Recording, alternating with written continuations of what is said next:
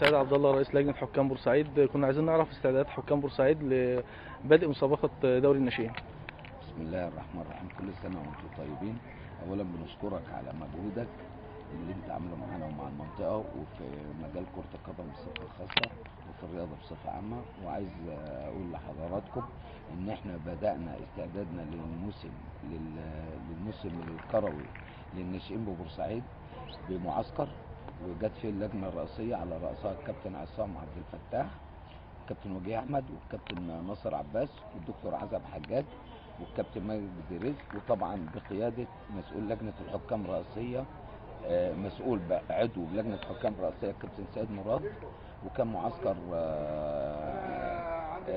على كفاءه عاليه، حقق كل الايجابيات اللي احنا بننشدها في تثقيف وصقل حكام بورسعيد.